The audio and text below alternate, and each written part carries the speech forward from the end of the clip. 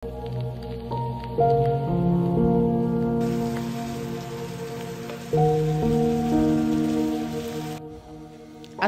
আলাইকুম। আমি লুৎফুন্নাহার সুমিস সিলেট থেকে বলছি।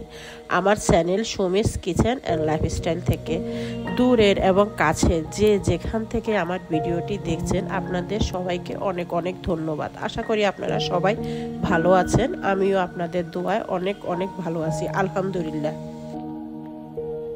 আজ শুক্রবার। আমি আমার ব্লগটি আজকে সকাল থেকে শুরু করেছি। আজ আমি আপনাদের সাথে দুটো রান্না শেয়ার করব।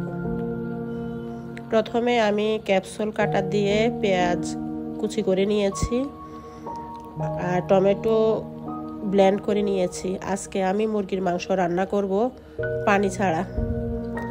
প্রথমে 1 টেবিল চামচ আদা বাটা, 1 টেবিল চামচ রসুন বাটা, তেজপাতা, 4-5টা এলাচ, 2-3টা লং, 1 চামচ জিরার গুঁড়া দিয়ে ভালো করে কষাই নিব। এরপরে টমেটোগুলো ছেড়ে দিব। টমেটো ভালো করে কষিয়ে, ঝাল মনে হয় যে একটু কম হয়েছে, আমি আবার মরিচের গুঁড়া কিছু অ্যাড করেছি। আর আজকে 1 কেজি মুরগি আর সাথে 4টা আলু দিয়েছি। আপনারা খেয়াল করবেন আমি কিন্তু মাংসতে পানি দিইনি। টমেটো থেকে যে পানি বের হয়েছে আর মাংস থেকে যে পানি বের হয়েছে ওটা থেকে রান্না হয়ে যাচ্ছে। আর চুলার আগুন কমাই তারপর রান্না করেছি।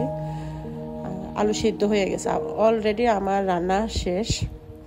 এখন চুলা ভালো করে মুছে নিচ্ছি।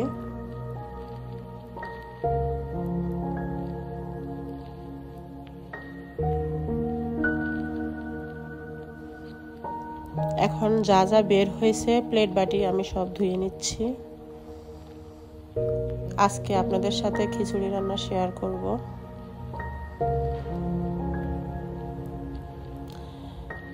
প্রথমে তেল দিয়ে নিচ্ছি। তেজপাতা, দারুচিনি, 4টা এলাচ আর পেঁয়াজ দিয়ে নেড়ে ছেড়ে 1 চামচ আদা বাটা, 1 চামচ রসুন বাটা, 1/2 চামচ হলুদ গুঁড়া, 1 চামচ মরিচ গুঁড়া দিয়ে চাল ডাল দিয়ে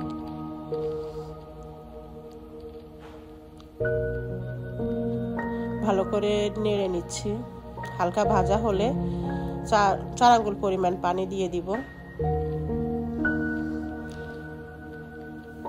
এরপর আগে থেকে রান্না করা মুরগির মাংসগুলো ঢেলে দিব।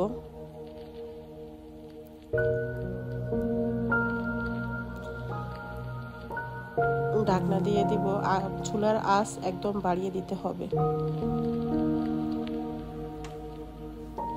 খিচুড়ি মোটামুটি হয়ে আসলে চুলার আগুন কমাই দিতে হবে।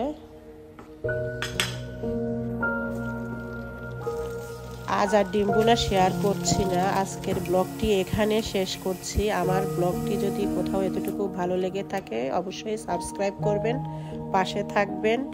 আজ এখানে শেষ করছি। আসসালামু আলাইকুম।